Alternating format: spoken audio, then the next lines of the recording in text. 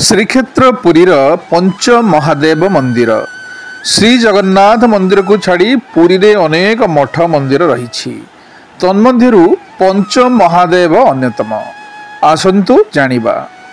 प्रथम जमेश्वर पुरी गौड़बाड़ साहि रे यही मंदिर रही।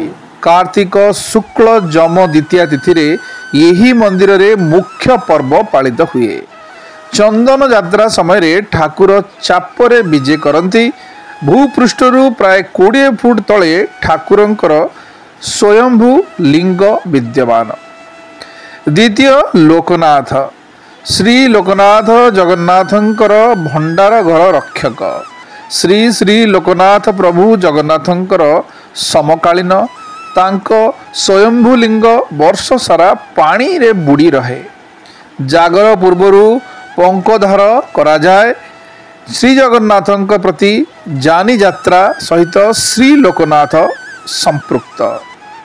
तृतीय मार्कंडेश्वर मार्कंडेश्वर साहि मार्कंडेश्वर पोखरी निकट रे मार्कंडेश्वर महादेवंकर मंदिर। ऋषि मार्कंडेय याकु स्थापन करथिले। चतुर्थ कपाल मोचन ब्रह्मांकर 5टी मुंडरू गोटे मुंड शिव छिंडाई देवारु तांकु पाप लागिला और सही मुंड तांको हाथरू छाड़िला नहीं। शिव श्रीक्षेत्र पुरी देई जिबा बेले यहा तांको हाथरू खसी पड़िला।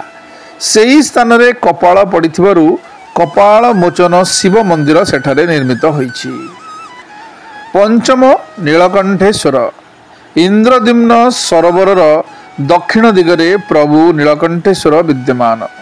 समुद्र मंथन विषपान करी से एठारे जोग मुद्रारे निमग्न बोली विश्वास करा जाए। जय श्रीक्षेत्र श्री पंच महादेव। जय जगन्नाथ महाप्रभु।